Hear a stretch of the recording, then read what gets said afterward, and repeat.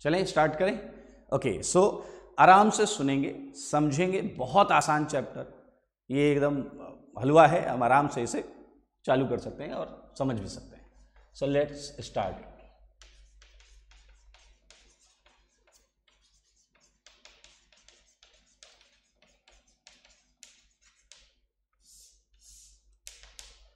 Reaction mechanism. अब reaction mechanism में ये हमारा टॉपिक का नेम है, चैप्टर का नेम है। तो अब हम ये सोचेंगे कि सर इसका नाम, इसका मतलब बताओ। हमारे दिमाग में एज ए स्टूडेंट ये क्वेश्चन आना चाहिए कि सर इसका मतलब क्या है और हम इस चैप्टर में क्या पढ़ने वाले हैं। ध्यान से सुनिए। रिएक्शन, हमें सबको पता है कि ऑर्गेनिक केमिस्ट्री में रिएक्शंस का बहुत बड़ा योगदान होता है। तो ऑर्गेनिक केमिस्ट्री में रिएक्शंस तो होती ही हैं। अब उन रिएक्शंस के बारे में आप क्या बताने वाले हैं? तो मैं यहाँ बताने वाला हूँ आपको रिएक्शंस की मैकेनिज्म। मैकेनिज्म का मतलब होता है किस तरीके से एक रिएक्शन स्टार्ट होकर प्रोडक्ट तक जाती है। ये सीखेंगे कि रिएक्शन किस तरीके से स्टार्ट होती है और प्रोडक्ट तक जाने के लिए इन बिटवीन क्या क्या होता है। तो बड़ा इंटरेस्टिंग सेगमेंट है। तो रिएक्शन की, रिएक्टेंट से प्रोडक्ट तक की पूरी जर्नी को हम समझेंगे इस चैप्टर में। और फर्स्ट हाफ ऑफ चैप्टर जो होगा उसमें हम इसकी जर्नी को समझेंगे और सेकेंड हाफ ऑफ चैप्टर जो होगा उसमें हम इस प्रोसेस, इस मैकेनिज्म पर बेस्ड कई सारी रिएक्शंस, कई सारे क्वेश्चंस को कंप्लीट भी करेंगे। उन्हें कैसे किया जाए ये सीखेंगे। सो रेडी हो जाएं। Reaction mechanism. अच्छा, इसमें एक और चीज़ देखिए, आप नोट्स में इसे कैसे लिखेंगे। तो मैं आपको बोर्ड पर समझाते समय एक सीक्वेंस रखूँगा और जब मैं वो टॉपिक समझा लूँगा तो मैं आपको ये भी बताऊँगा कि इसे अब आपको थ्योरी कॉपी में कैसे लिखना है। ठीक है? Okay, so let's start it. Reaction mechanism पर चलते हैं। तो let's consider general organic reactions. अब ध्यान से सुनिएगा, हम एक जनरल ऑर्गेनिक रिएक्शन, एकदम सिंपल सी एक ऑर्गेनिक रिएक्शन मान लेते हैं और इसे हम एकदम नॉर्मल लाइफ के एग्जांपल से रिलेट करेंगे। तो आप सुनिएगा और समझिएगा। Like we are starting with a simple general organic reaction. अच्छा, मान लीजिए हमने ए से स्टार्ट किया। क्लियर? ए प्लस बी से हमने स्टार्ट किया। It's a initial position. तो हम इसे क्या बोलते हैं इनिशियल पोजीशन को? रिएक्टेंट्स। और बताइए फिर ये किस में कन्वर्ट होगा? ये कन्वर्ट होगा किसी भी चीज में। आप C प्लस डी लिख सकते हैं और इसे हम क्या बोलने वाले हैं? प्रोडक्ट। ठीक है? एक जनरल रिएक्शन में A प्लस बी, एक रिएक्टेंट भी हो सकता है, याद रखें, एक रिएक्टेंट भी हो सकता है, दो रिएक्टेंट भी हो सकते हैं और ज्यादा रिएक्टेंट भी हो सकते हैं। हमने यहां से इसे स्टार्ट किया और ये प्रोडक्ट तक गया। तो किसी भी जनरल रिएक्शन में रिएक्टेंट होगा, सही है, प्रोडक्ट होगा, सही है। ऐसी हम कई सारी रिएक्शंस एज्यूम कर सकते हैं। जैसे मान लेते हैं एक P रिएक्टेंट है और Q प्रोडक्ट। क्या है ये? रिएक्टेंट और ये क्या है? प्रोडक्ट। बहुत आराम से सुनना, बहुत आसान है। और एक केस मैं और दे रहा हूँ आपको, थर्ड केस। मान लेते हैं हमारे पास R रिएक्टेंट है और S प्रोडक्ट है। ये रिएक्टेंट है और ये प्रोडक्ट है। सारे लोग ध्यान से देखें। चलिए स्टार्ट करते हैं केस नंबर 1 से। ठीक है? Reactant, product. रिएक्टेंट को आप इनिशियल पोजीशन, इनिशियल स्टेज मान सकते हैं और प्रोडक्ट होता है फाइनल स्टेज। चलिए बात करते हैं, जब आप लोग 11th में कोटा में थे तो आपकी दिनचर्या क्या थी? आप सुबह उठते थे, मान लेते हैं, फिर आप नहाते भी थे, धोते भी थे और तैयार होकर आप न्यूक्लियस एजुकेशन आते थे। तो इसमें समझना, इनिशियल पोजीशन मैंने मान लिया आपका हॉस्टल रूम था। इनिशियल पोजीशन क्या था? आपका हॉस्टल रूम। आप वहां से चलते थे और किधर आते थे? न्यूक्लियस एजुकेशन आते थे। मैंने इनिशियल पोजीशन आपकी रिएक्टेंट है और फाइनल पोजीशन क्या है आपकी? प्रोडक्ट। ठीक है? अब आप तैयार होकर जब आप अपने हॉस्टल से निकले और न्यूक्लियस एजुकेशन आए तो हर बच्चे का प्रोसेस सेम नहीं रहता होगा। उसी तरीके से हर ऑर्गेनिक रिएक्शन का प्रोसेस सेम नहीं रहता। लाइक सुनो, आप निकले और आप अच्छे बच्चे हैं, आप सीधा किधर आ गए? Nucleus education. आप सीधा न्यूक्लियस एजुकेशन आ गए। लेकिन आपका जो दोस्त है, मित्र है, वो थोड़ा सा अलग टाइप का है। उसने क्या किया? वो निकला तो अपने घर से, लेकिन वो बीच में कहीं रुका। उसने बीच में थोड़ा स्टे किया और स्टे करने के बाद वो फिर न्यूक्लियस एजुकेशन पहुंचा। सही है। अब न्यूक्लियस एजुकेशन पहुंचने से पहले और घर से निकलने के बाद वो बीच में कहीं रुका, तो ये जो चीज है इसे हमने कुछ आई बोल दिया, एक इंटरमीडिएट स्टेज। मानते हैं नहीं मानते? ये इंटरमीडिएट स्टेज है। अब आप कहोगे सर एक हमारा दोस्त है वो 2 जगह रुकता है और फिर न्यूक्लियस आता है। सही है। अब देखो इस पे दिमाग मत लगाना कि वो रुकता क्यों, हमें उसके पर्सनल स्पेस में नहीं जाना चाहिए, ठीक है। वो रुक रहा है। इसी तरीके से ऑर्गेनिक रिएक्शंस भी होती है। कई ऐसी ऑर्गेनिक रिएक्शंस हैं जो आपकी सिंगल स्टेप में हो जाएंगी। 1 स्टेप रिएक्शन बोलते हैं। ये चालू होगी रिएक्टेंट से और सीधा रुकेगी किधर? प्रोडक्ट पर, ठीक है। तो ये 1 स्टेप रिएक्शंस होती हैं। इन रिएक्शंस को हम क्या बोलेंगे? बोलिए 1 स्टेप रिएक्शंस। ये 1 स्टेप रिएक्शन। अच्छा, इसे क्या बोलेंगे? एक स्टेप ये हो गया जब वो घर से निकला, हॉस्टल से निकला और बीच में किसी पोजीशन पर वो रुका है और उसके बाद वो यहां पर आया है, तो ये हमारा हो जाएगा 2 स्टेप। ये पहला स्टेप और ये दूसरा स्टेप, 2 स्टेप रिएक्शन। क्लियर? नीचे वाला सो ऑन आप समझ रहे हैं कितने स्टेप हो जाएंगे? यहां पर एक इंटरमीडिएट पोजीशन होगी और यहां एक और इंटरमीडिएट पोजीशन होगी। आप देख सकते हैं। क्लियर? तो इसे हम क्या बोल सकते हैं? 3 स्टेप रिएक्शन। क्लियर? तो ये बहुत सिंपल सी चीज है।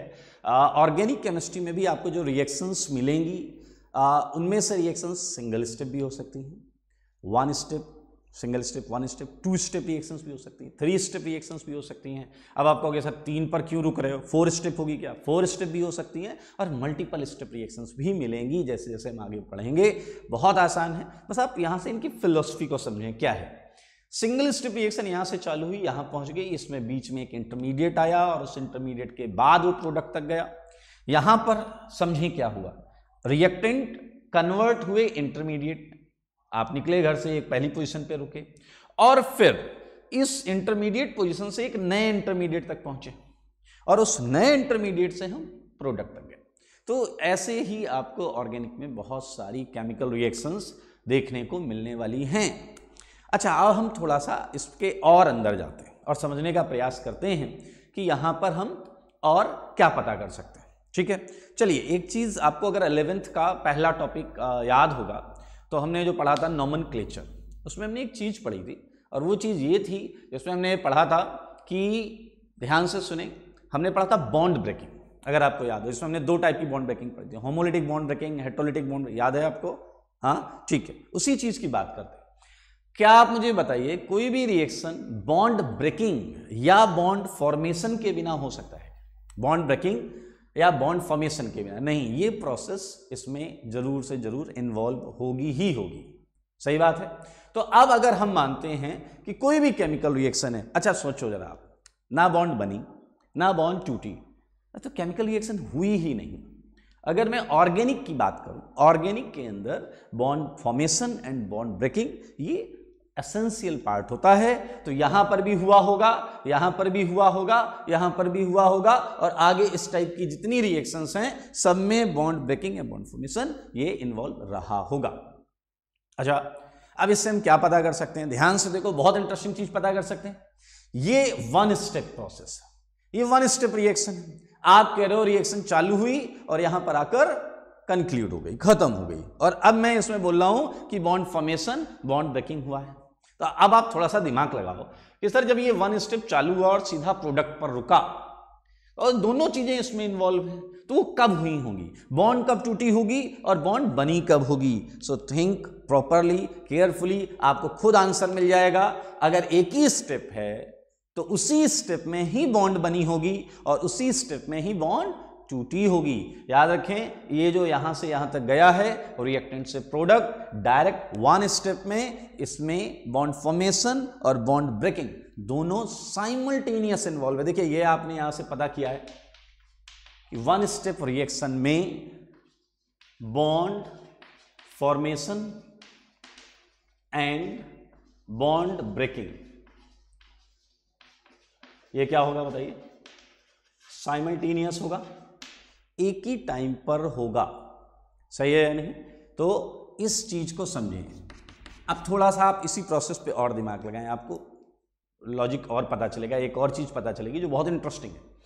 ऑर्गेनिक की बात कर रहे हैं, ऑर्गेनिक की केमिकल रिएक्शंस की बात कर रहे हैं, तो in most of the reactions reactant में कौन सा आइटम जरूर होगा बताइए? कार्बन। क्या जरूर होगा? कार्बन। अब अगर कार्बन है तो बताइए कार्बन कितनी बॉन्ड बनाता है? 4 बॉन्ड बनाता है। बनाता है नहीं बनाता है? कार्बन अगर 4 बॉन्ड बनाता है और मैं आपको बोल रहा हूं कि ये एक ही स्टेप में बॉन्ड फॉर्मेशन भी कर रहा है, बॉन्ड ब्रेकिंग भी कर रहा है, तो कार्बन है, 4 बॉन्ड्स हैं इसकी, ठीक है, और रिएक्शन चालू हुई तो इसकी कोई बॉन्ड टूट रही होगी, ठीक है, और उसी समय कोई बॉन्ड बन भी रही होगी। तो एसेंशियली आप देखें कि कार्बन कितनी वैलेंसी से जुड़ा हुआ दिखेगा आपको? 5 से 4 तो उसकी ओरिजिनली है, एक टूट रही है, देखिए टूटी नहीं है, वो ब्रेक हो रही है, और उसी समय एक चीज उससे जुड़ भी रही है, क्योंकि सिंगल स्टेप में bond breaking bond formation simultaneous phenomena है। तो इसलिए कार्बन जो है वो आपको यहां पर पेंटावैलेंट दिख रहा है। 4 तो ऑलरेडी है उसकी वैलेंसीज, एक वैलेंसी ब्रेक हो रही है मतलब वो पार्शली ही सही लेकिन कार्बन से अटैच्ड होगी, और आपकी जो चीज रिएक्टिंग है, जो उससे रिएक्ट कर रही है, वो बॉन्ड बना रहा है। तो भाई अभी आपको कार्बन कैसा दिख रहा है? इसमें क्लियरली माने ना माने, इसमें कार्बन पेंटावैलेंट होगा। अब जरा ध्यान से समझें, कार्बन पेंटावैलेंट कहां होगा? यहां नहीं होगा, यहां नहीं होगा। कार्बन पेंटावैलेंट होगा रिएक्टेंट के प्रोडक्ट में ट्रांजिशन के दौरान। कब होगा बताइए कार्बन पेंटावैलेंट? यहां तो नहीं होगा, यहां तो कार्बन 4 ही बॉन्ड बनाएगा, यहां प्रोडक्ट में भी कार्बन 4 बॉन्ड बनाएगा। रिएक्टेंट से प्रोडक्ट में जब ट्रांजिशन हो रहा है, उस ट्रांजिशन के दौरान कार्बन कैसा होगा बताइए जरा? पेंटावैलेंट। तो अगर आपसे कोई पूछे कि 1 स्टेप रिएक्शन में पेंटावैलेंट कार्बन कहां होता है, तो आप बोलेंगे ट्रांजिशन स्टेट में होता है। किस में होता है? ट्रांजिशन। रिएक्टेंट स्टेज में नहीं होता, प्रोडक्ट स्टेज में नहीं होता, ट्रांजिशन स्टेट में होता है। तो हम यहां बोलेंगे कि ये है आपका ट्रांजिशन स्टेट। ओके, सो वापस चलते हैं और फिर से हमने अभी जो पढ़ा उसे एक बार देखते हैं। हमने कुछ जनरल ऑर्गेनिक रिएक्शंस कंसीडर की हैं और इसमें ये टाइप्स हैं 1 2 3। एक टाइप जिसमें हम डायरेक्ट अपने घर से निकल के न्यूक्लियस पहुंच गए, मतलब रिएक्टेंट जो है वो बिना रुके किसी इंटरमीडिएट स्टेज पर प्रोडक्ट पे आ रहा है, इसे हमने 1 स्टेप रिएक्शन बोला। 1 स्टेप रिएक्शन तो हमें पता है 1 स्टेप रिएक्शन हमने यह मेंशन किया। अब कोई भी रिएक्शन है तो बॉन्ड फॉर्मेशन बॉन्ड ब्रेकिंग है। अब 1 स्टेप है तो ये साइमल्टेनियस होगा, bond formation and bond breaking simultaneously ही होगा। चलें, और हमने एक चीज पता की, अगर bond breaking and bond formation simultaneous है तो कार्बन जो टेट्रावैलेंट था रिएक्टेंट में और प्रोडक्ट में, उसे इन बिटवीन जो ट्रांजिशन स्टेट होगा उसमें पेंटावैलेंट होना पड़ेगा। तो ये कार्बन पेंटावैलेंट ट्रांजिशन स्टेट है।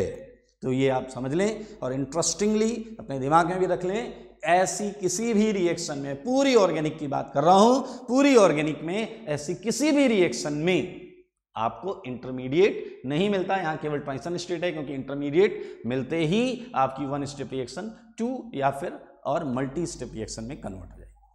तो ये आपको कैसे लिखना है, देखिए रिएक्शन मैकेनिज्म की आप ये तो चैप्टर हो गया, ये स्टार्ट करेंगे। फर्स्ट पॉइंट ये लिखेंगे और यहां पर आप रखिएगा 6 to 8 लाइन गैप, और इस गैप में आपको ये सारे पॉइंट्स लिखने, और इसके अलावा आप इसे और एक्सप्लेन कर सकते हैं अपने शब्दों में, अपने वर्ड्स में इसे पूरा एक्सप्लेन यहां पर कर सकते हैं। सिमिलरली अब हम आगे बढ़ेंगे। अब देखिए इसके बाद हमने यहाँ क्या सीखा, यहाँ क्या होगा एक बताइए, ट्रांजिशन स्टेट होगा। 1 स्टेप रिएक्शन में एक रिएक्टेंट से दूसरी चीज के कन्वर्जन के बीच में, ट्रांजिशन के बीच में एक ट्रांजिशन स्टेट आएगा। अब हम सेकेंड रिएक्शन पर चलते हैं। ये रिएक्टेंट है, ये आपका इंटरमीडिएट है और ये आपका प्रोडक्ट है।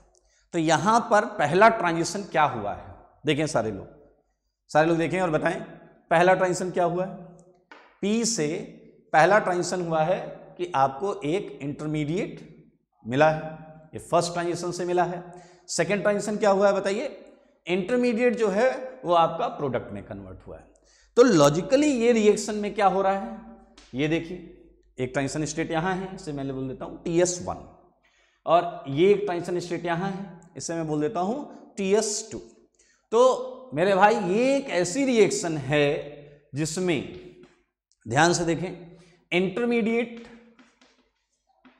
है, ये देखें ये इंटरमीडिएट यहां पर है। अच्छा अब आप थोड़ा सा सोचो, अब आप कहोगे यहां इंटरमीडिएट नहीं है, यहां इंटरमीडिएट है। हाँ, क्योंकि ये 1 स्टेप है, ये मल्टी स्टेप 2 स्टेप रिएक्शन है, 3 स्टेप है, 4 स्टेप, सब में इंटरमीडिएट आएगा।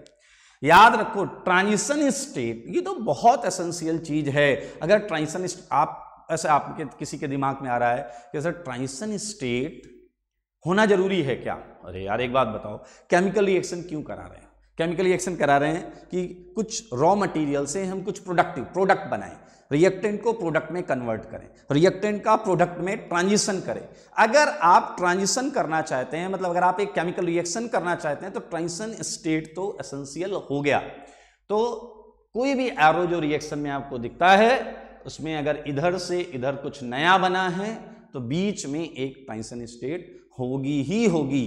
जैसा यहां आपने देखा ट्रांजिशन स्टेट, यहां देखा आपने ट्रांजिशन स्टेट, तो यहां पर ये जो रिएक्शन है इसमें इंटरमीडिएट है। आप अगर ये ना बोले यहां ट्रांजिशन स्टेट है, यहां ट्रांजिशन स्टेट है, यहां ट्रांजिशन स्टेट है, क्योंकि हर रिएक्शन में ट्रांजिशन स्टेट, आप ये बोलें कि 1 स्टेप में इंटरमीडिएट नहीं होता, और यहां पर अगर हम बात करें बाकी मल्टी स्टेप रिएक्शंस में इंटरमीडिएट इन्वॉल्व होता है। तो ये मेजर डिफरेंस है, तो यहां आपको इंटरमीडिएट देखने को मिला है। सिमिलरली अगर मैं थर्ड उसमें चलूं, ओके सो बताओ यहां कितने ट्रांजिशन स्टेट्स इन्वॉल्व होंगे? सारे लोग रिएक्शन 3 देखें, यहां आपका एक ट्रांजिशन स्टेट है, यहां 2 ट्रांजिशन स्टेट है, और रिएक्शन 3 में total number of transition state. So मैं वेट कर रहा हूं, आपको बताना है रिएक्शन 3 में total number of transition state.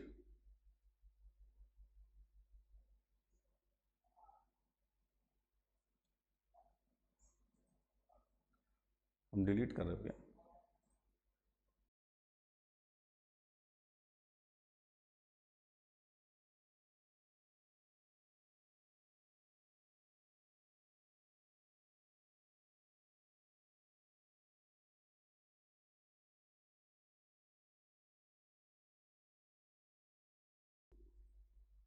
Okay so for reaction 3 मुझे आंसर्स मिल रहे हैं,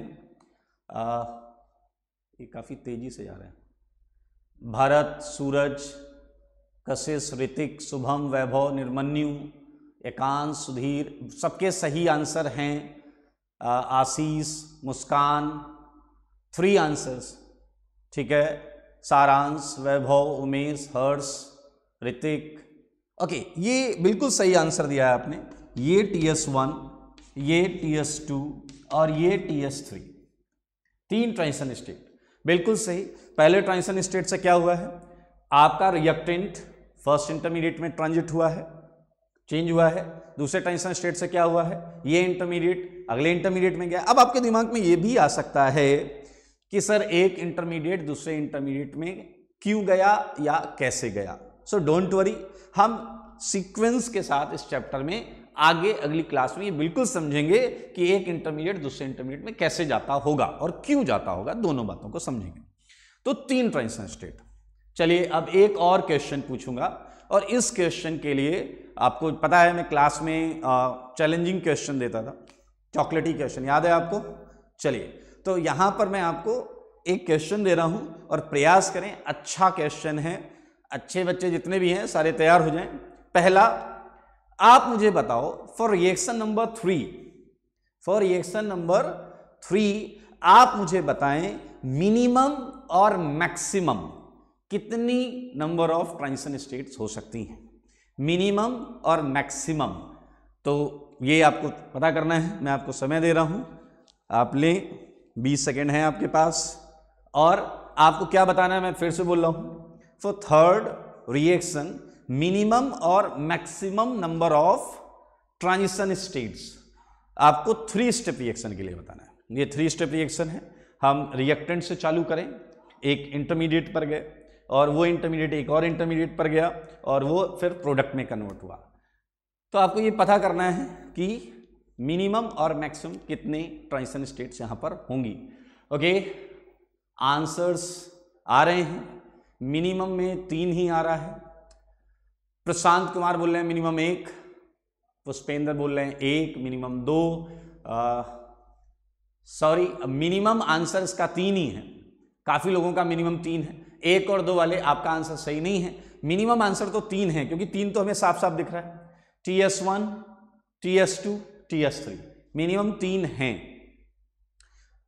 मैक्सिमम में 3 आंसर हैं अभी तक सबके, मिनिमम तो 3 ही रहेगा, मैक्सिमम अभी तक मुझे एक किसी बच्चे ने इनफाइनाइट लिखा है, it's not a right answer, infinite नहीं होंगे।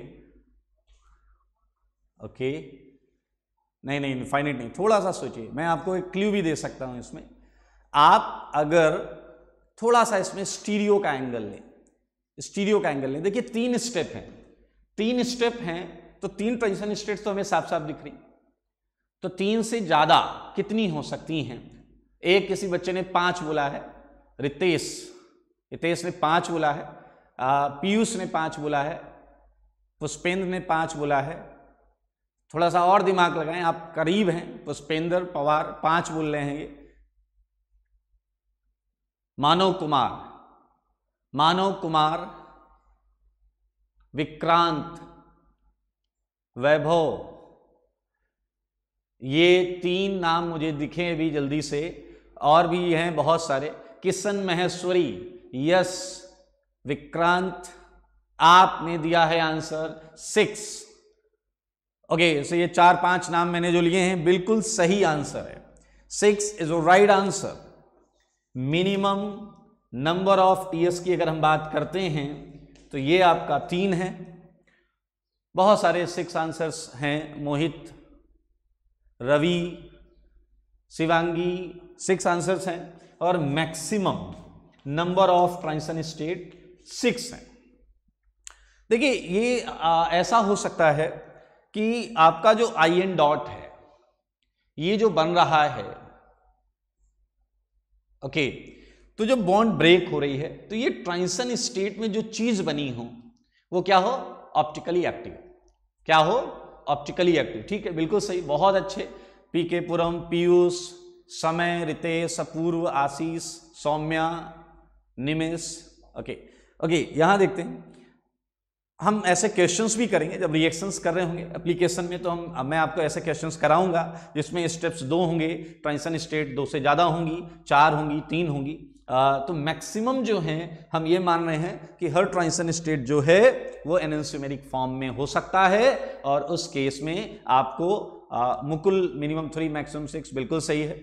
तो ये एनएंशियोमेरिक फॉर्म में होने की वजह से यू वुड फाइंड, अब आप कहोगे सर तो उससे फर्क क्या पड़ रहा है?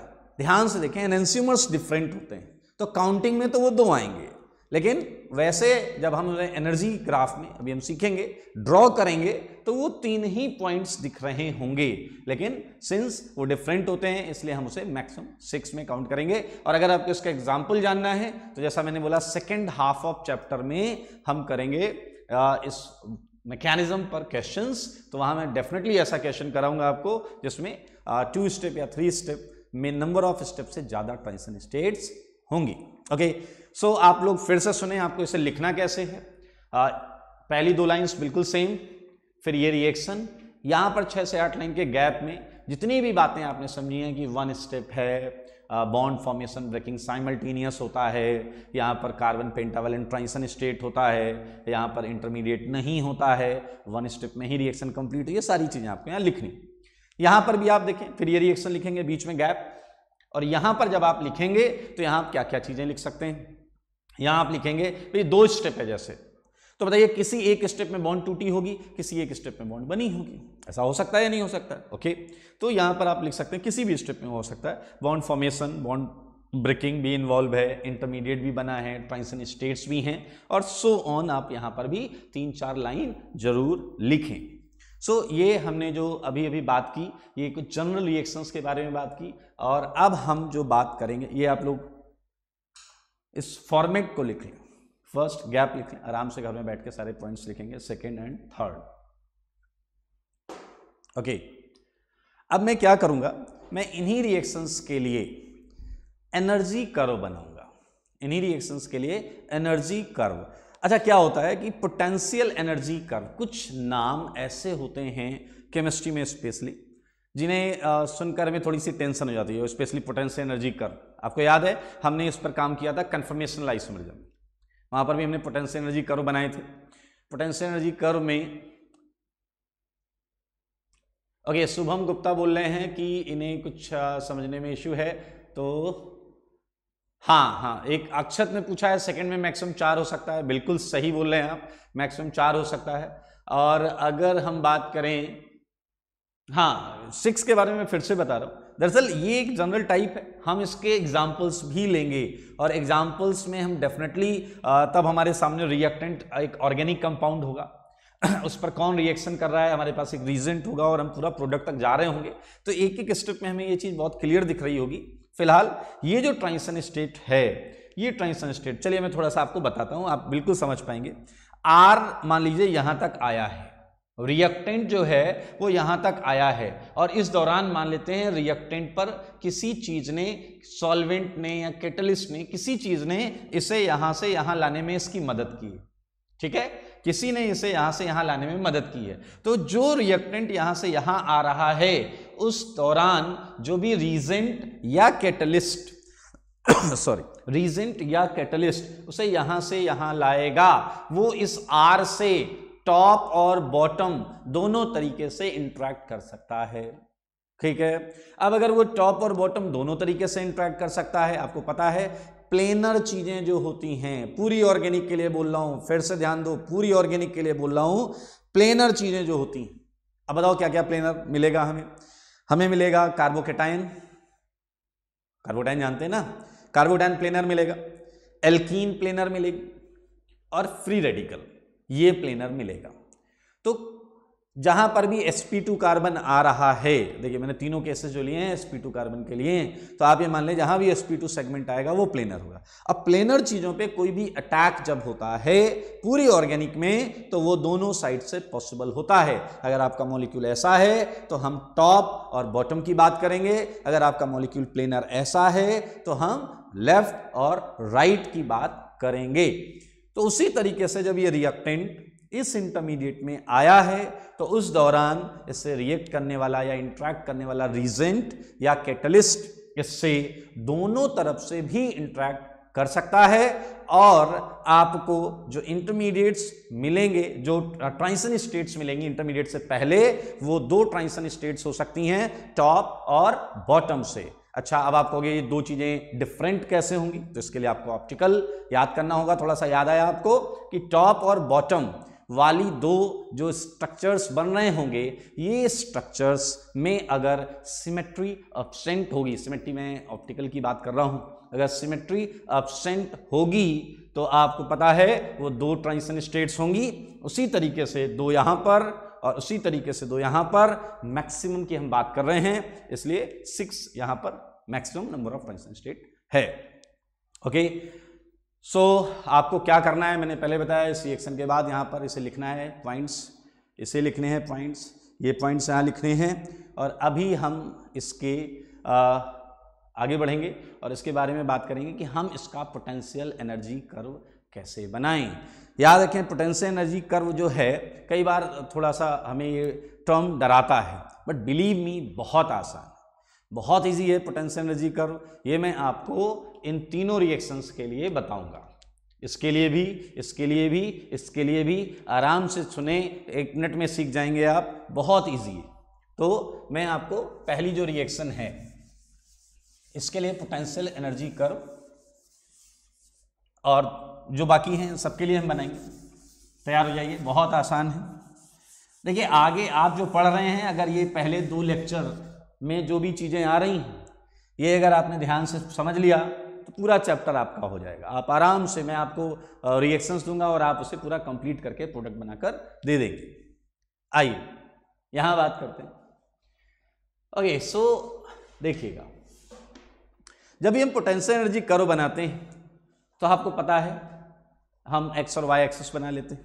ये आपका यहां पर हमने बना लिया, ये यहां पर है, और ये हमने यहां पर ये एक्सिस बना लिए हैं, एक्स वाई एक्सिस, ठीक है। और यहां पर हमने ले लिया है पोटेंशियल एनर्जी। क्या ले लिया है? Potential energy. वाई एक्सिस जो है वो क्या है? Potential energy. यहां पर भी देखें क्या है ये? Potential energy Y axis. इसे थोड़ा सा इधर रख लेते हैं। ओके, अब बहुत आराम से सुनिएगा। फर्स्ट केस में ये रिएक्टेंट है, तो आपका जो रिएक्टेंट होगा वो कुछ सर्टेन अमाउंट ऑफ एनर्जी के साथ होगा। ये कुछ अमाउंट ऑफ एनर्जी। जब हम रिएक्टेंट्स को मिक्स करते हैं, कंटेनर में लेते हैं इन अप्रोप्रिएट सुटेबल कंडीशंस, तो रिएक्टेंट आपस में कोलाइड करते हैं and because of that collision क्या होगा? यहां से रिएक्शन स्टार्ट होगी। ठीक है, और कैसे होंगे? कोलिजन से क्या होगा? सिस्टम की एनर्जी बढ़ने लगेगी। ये देखिए, ठीक है। तो यहां हमने कहां से स्टार्ट किया बताइए? रिएक्टेंट से। ठीक है, और ये देखिए कोलिजन्स होते हैं, तो आपने दरअसल काइनेटिक्स थोड़ा सा इन्वॉल्व होता है, और काइनेटिक्स आप फिजिकल में बिल्कुल पढ़ेंगे।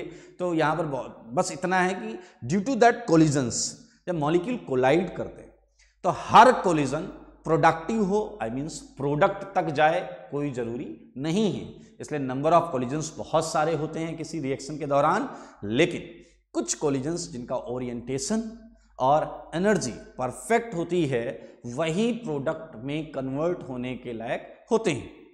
तो रिएक्टेंट से प्रोडक्ट तक जाने के लिए एक सर्टेन अमाउंट ऑफ एनर्जी चाहिए ही होती है, और इस चीज को हम बोलते हैं एक्टिवेटेड कॉम्प्लेक्स, और यही है आपका वो ट्रांजिशन स्टेट जिसकी हमने बात की है।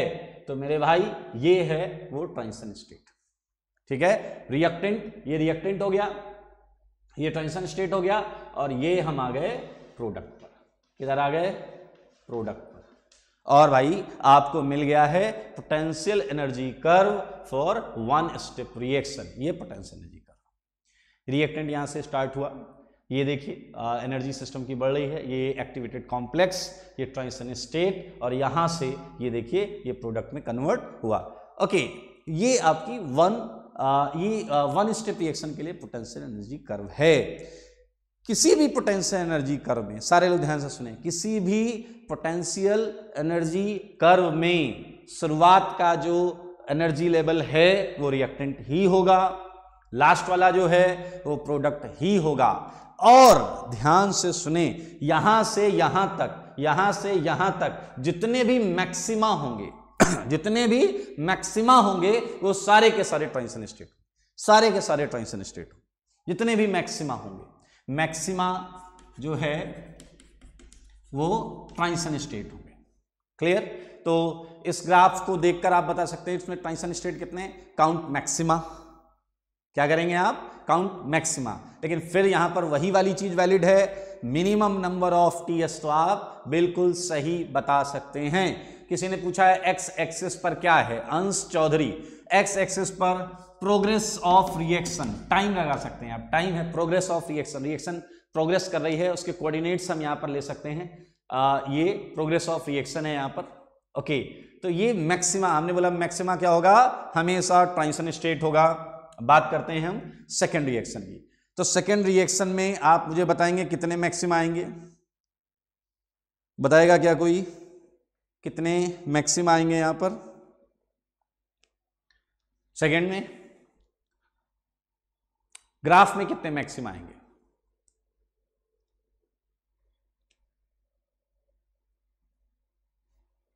ओके, यहां पर आते हैं, यहां पर हम फिर से स्टार्ट करें। ये क्या है हमारा? रिएक्टेंट। Let's start it. ये रिएक्टेंट है, और रिएक्टेंट हमने स्टार्ट किया, पहला ट्रांजिशन स्टेट ये आया, देखिए ये ट्रांजिशन स्टेट, और ये आपको मिला पहला इंटरमीडिएट। क्लियर? इंटरमीडिएट आपका जो है वो रिएक्टेंट और प्रोडक्ट से ऊपर ही रहेगा। अच्छा, क्या मैं ये मान लूं?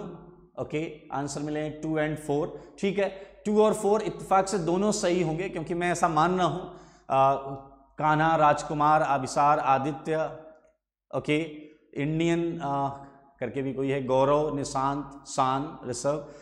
2 और 4 जो है, देखिए 2 मिनिमम करके आप बोल रहे हैं और 4 वाले मैक्सिमम बोल रहे हैं, मैं ऐसा मान लेता हूं। ओके, तो मैं बोल रहा था पोटेंशियल एनर्जी, आपको ये पता है कि पोटेंशियल एनर्जी अगर ज्यादा है तो बताइए मॉलिक्यूल या इंटरमीडिएट स्टेबल या अनस्टेबल, क्या बोले बताइए। अगर पोटेंशियल एनर्जी ज्यादा है, अगर रिएक्टेंट मैं ज्यादा हाई एनर्जी पर बना रहा हूं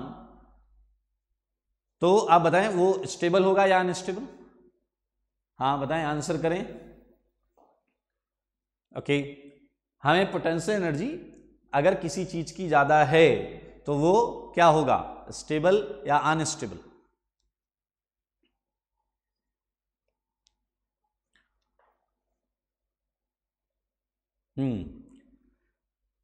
Sadanand, Aastha, Monika, Kana, Vaibhav, Aditya, very good very good very good very good, सबका आंसर सही है। Pushpendra, Sushant, Kavya, very good.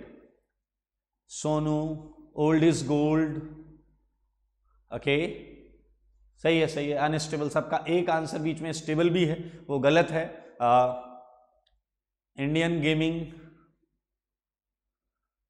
Okay कौन है ये नहीं पता, लेकिन आंसर मोस्टली शिवम गलत है भाई, स्टेबल नहीं होगा।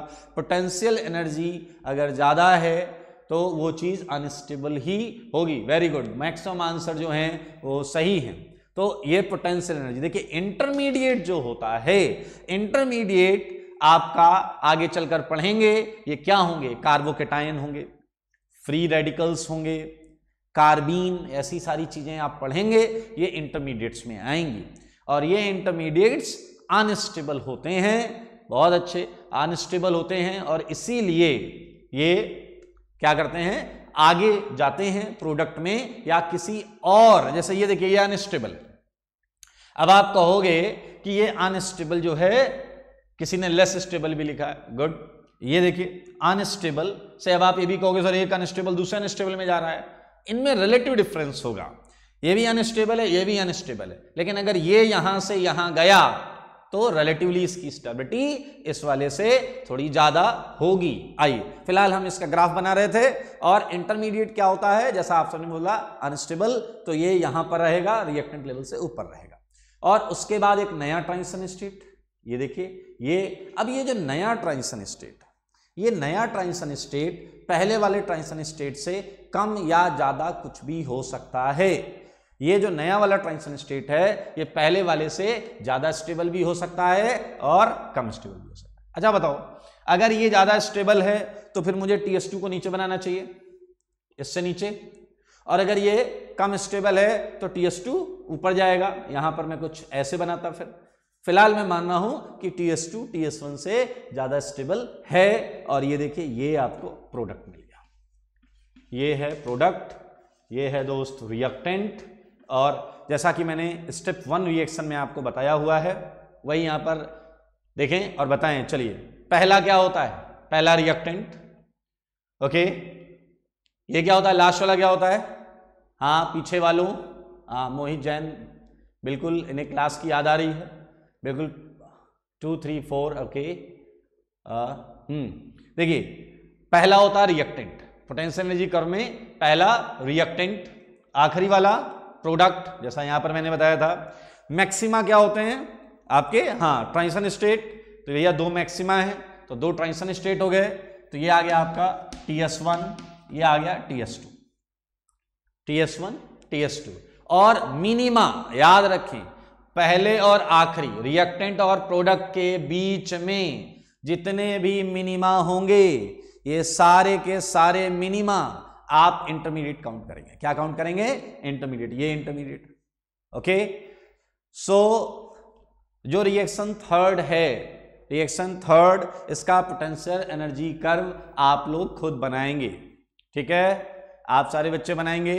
रिएक्शन थर्ड जो है इसका पोटेंशियल एनर्जी कर्व, और इसे मैं अगली क्लास में, इसे हम अगली, वैभव पोरवाल बोल रहे हैं लिखने का टाइम दे दीजिए सर, ओके। आप एक काम करेंगे, ये वीडियो उसके बाद न्यूक्लियस के यूट्यूब चैनल, अच्छा आप इसे पॉज पर कर सकते हैं, लिख सकते हैं, उसके बाद वापस सुन सकते हैं, वहीं से चालू होगा, तो उसमें कोई इश्यू नहीं है। आपकी ये प्रॉब्लम थोड़ी सी पहले भी थी तो आप उसे आराम से अभी तो आपके हाथ में हो गया कंट्रोल, आप वीडियो को पॉज कर सकते हैं, लिख सकते हैं, उसके बाद वीडियो स्टार्ट कर सकते हैं, रिज्यूम करेंगे, वहीं से आगे बढ़ेगा। ओके गुड, सारांश ने तो बना भी लिया, वेरी गुड। संजय इन्होंने ग्राफ बना लिया है, बहुत अच्छे। तो ये आप थर्ड वाला बनाएंगे। तो आज हमने जो बेसिकली दो चीजों पर बात की, उसमें एक चीज थी हमारी general type of reactions, one step and multi step, two step and multi step, और हमने इनके पोटेंशियल एनर्जी कर्व की बात की है। ओके, प्रतीक कुमार राय निश्चय बैच के बारे में पूछ रहे हैं, अभी मैं 5-7 मिनट बाद आपको बताऊंगा। पीयूष, ओके सही है।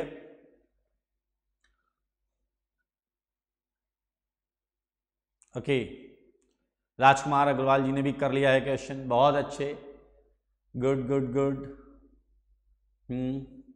ओके, इंडियन गेमिंग करके भी कोई बच्चे हैं, उन्होंने भी कर लिया है।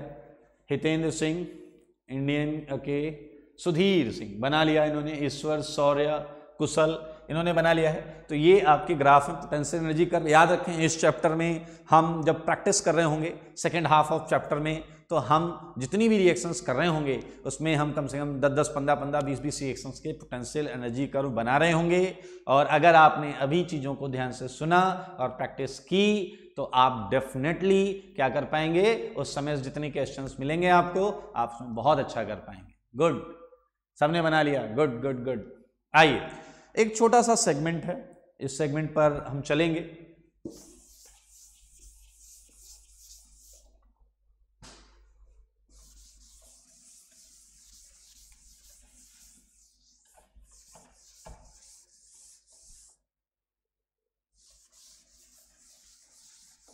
ओके, एक छोटी सी चीज़ है, ये मैं मान सकता हूँ कि आपको आती होगी, लेकिन मैं आप पे भरोसा नहीं करूँगा, मैं इसलिए मैं आपको बताऊँगा। बहुत छोटी सी चीज़ है। आपको पता है basically type of reactions on behalf of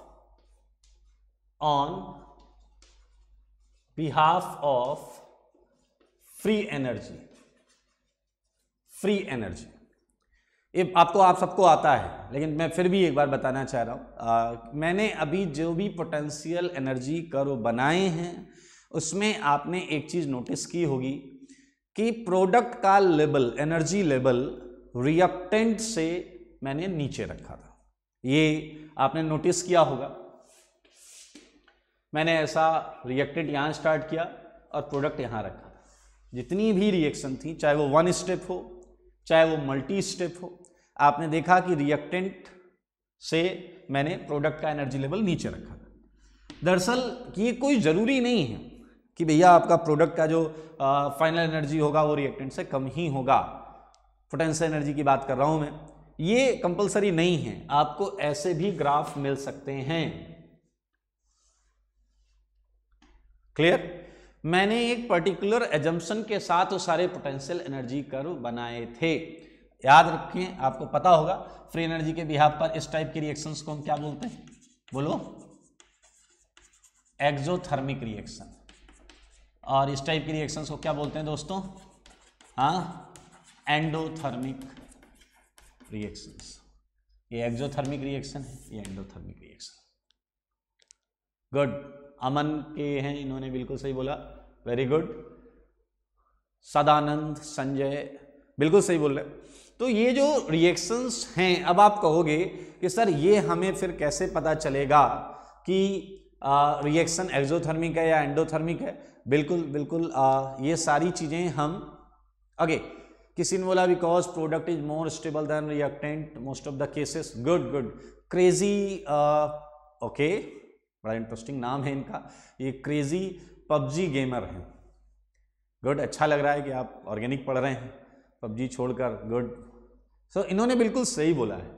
इन्होंने बोला है क्योंकि मोस्ट ऑफ द रिएक्शंस में, याद रखें इन्होंने जो स्पेशली लिखा है, मोस्ट ऑफ द रिएक्शंस में होता है, हर रिएक्शन में प्रोडक्ट रिएक्टेंट से स्टेबल हो कोई जरूरी नहीं है। और इन सारी चीज़ों के एग्जाम्पल्स आपको मिलेंगे जब हम क्वेश्चन कर रहे होंगे। ओके ओके, चलिए आइए, किसी ने हर्ष नीलाभ ने लिखा है कि क्या ये जरूरी है कि पोटेंशियल एनर्जी बढ़े जब रिएक्शन स्टार्ट हो? ऑलवेज ये होगा ही होगा। ये आपको ऑर्गेनिक में जितनी भी रिएक्शंस मिलेंगी, रिएक्टेंट से अगर आप एक भी ट्रांजिशन करवाना चाहते हैं या आप चाहते हैं रिएक्टेंट्स किसी नई चीज में ट्रांजिट हो, कुछ नया बने, तो first energy potential energy will raise, ये बढ़ेगी। याद रखें हम ऑर्गेनिक रिएक्शंस में बात कर रहे हैं। ओके, आइए तो एक्सोथर्मिक रिएक्शन, एंडोथर्मिक रिएक्शन हमें सबको पता है। तो ये रिएक्टेंट है, ये प्रोडक्ट है, यहाँ पर ये रिएक्टेंट है, ये प्रोडक्ट है। तो इस पर आप ये रिएक्टेंट, प्रोडक्ट और रिएक्टेंट, प्रोडक्ट, आपको पता है हम enthalpy delta H, I hope आप सब जानते होंगे, डेल्टा एच से भी इसे रिप्रेजेंट करते हैं। कई बार जो एंथैल्पी ऑफ रिएक्शन होती है, फॉर एक्सोथर्मिक रिएक्शन हम क्या रखते हैं, नेगेटिव। फिजिकल में आप बहुत डिटेल में पढ़ने वाले हैं, अभी इससे पहले अखिलेश कांतेड़ सर ने क्लास ली फिजिकल की, वो आपको बहुत डिटेल में बताएंगे। और इंटरेस्टिंगली जहाँ तक मुझे पता है उसमें थर्मोडायनेमिक्स भी उन्होंने स्टार्ट किया है, तो डेफिनेटली आपको ये सारी चीज़ें उसमें पता चलेंगी। और डेल्टा एच पॉजिटिव, आगे कई रिएक्शंस में डेल्टा एच की भी हम चर्चा करेंगे। तो ये आपका 2 रिएक्शंस थी। तो भाई अगर हमारी रिएक्शंस एंडोथर्मिक होती तो हमने जितने पोटेंशियल एनर्जी कर्व बनाए थे वो आपका प्रोडक्ट पर कंप्लीट होता।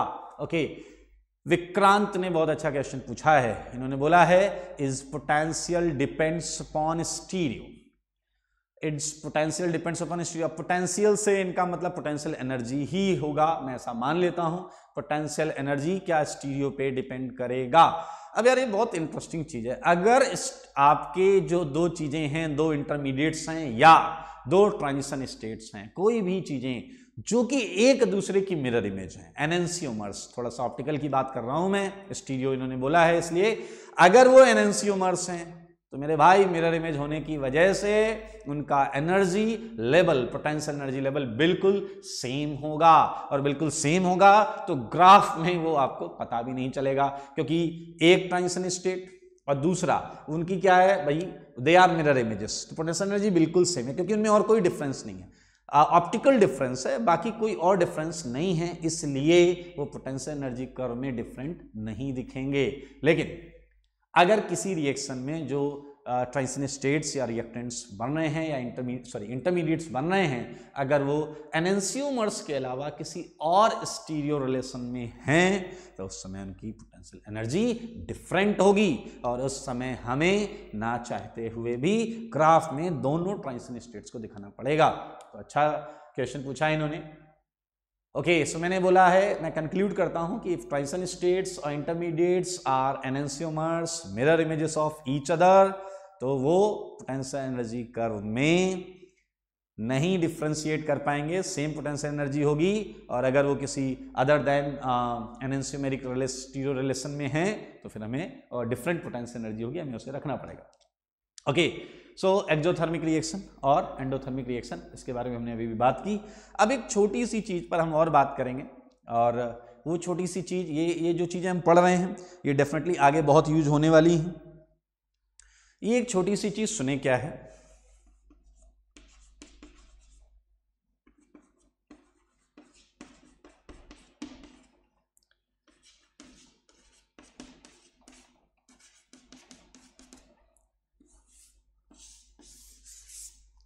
हैमंड्स पोस्टुलेट।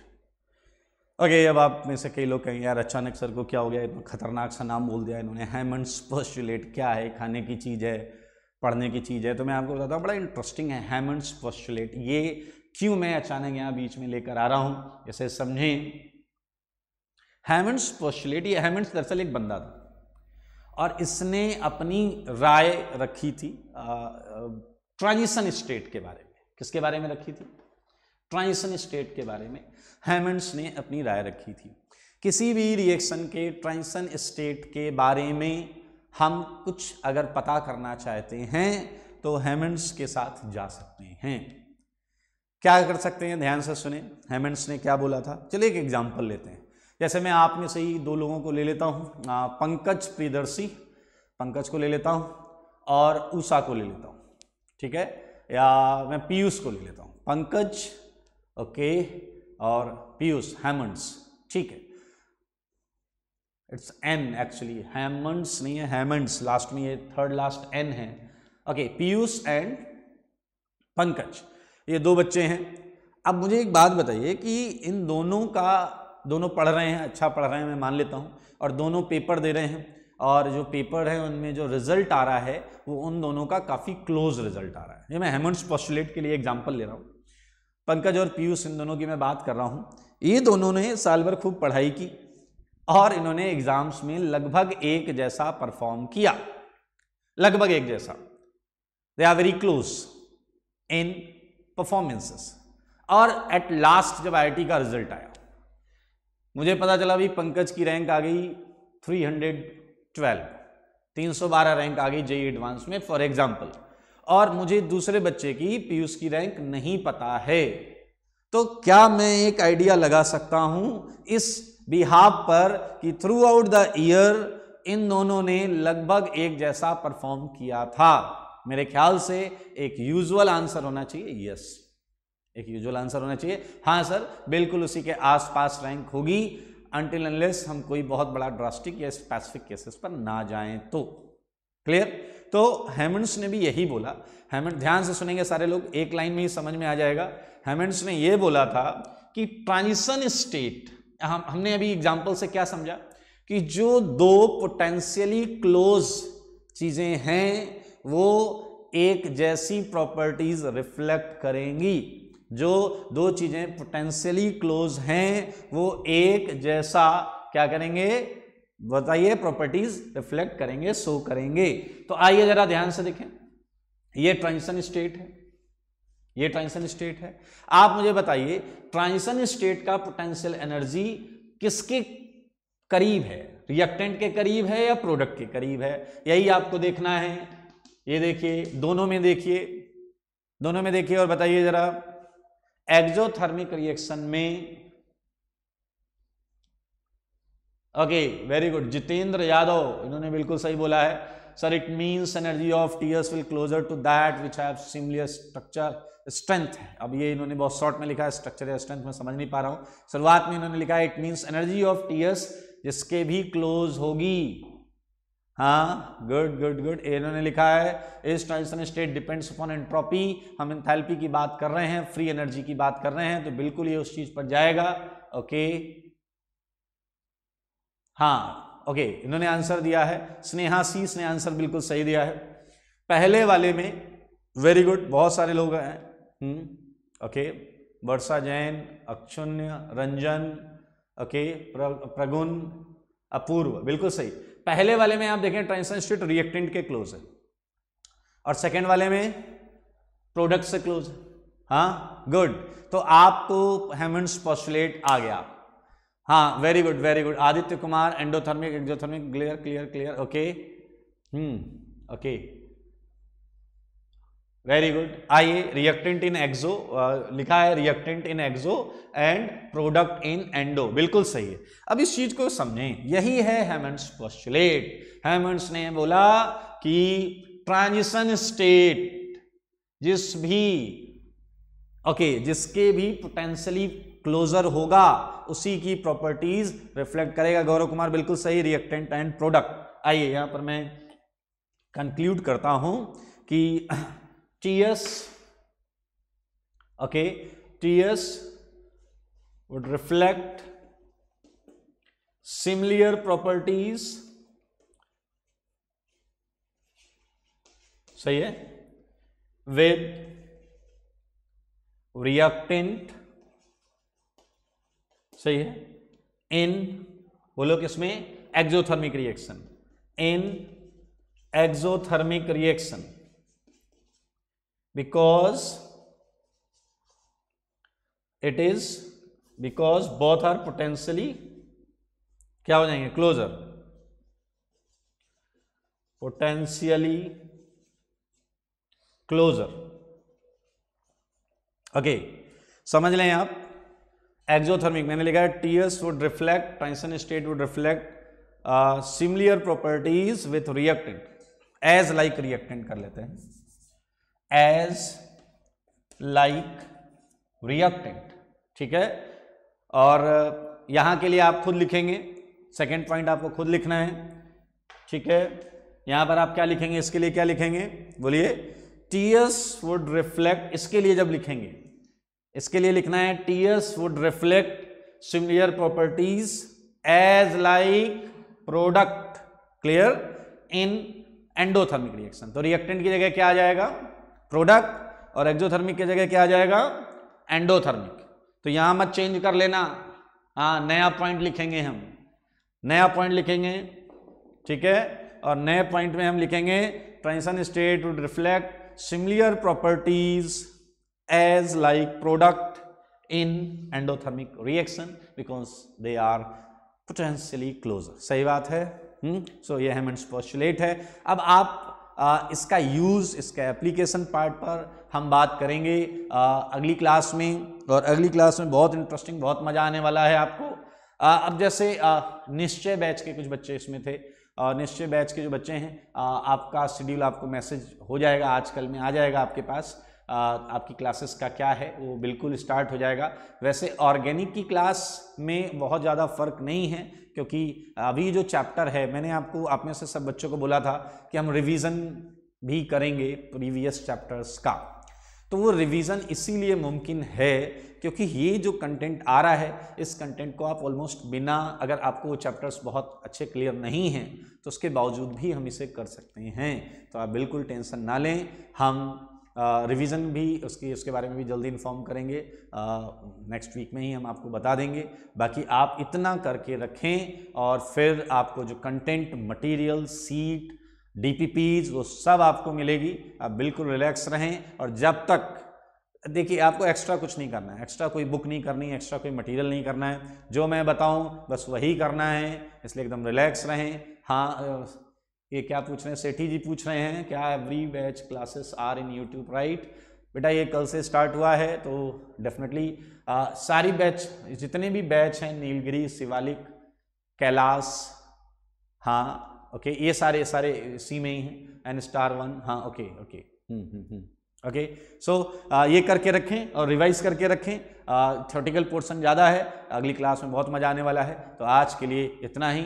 मैंने जैसा बोला था, रिलैक्स रहें, घर के अंदर रहें और अपने आप को सुरक्षित रखें। थैंक यू, धन्यवाद, अगली क्लास में मिलते हैं।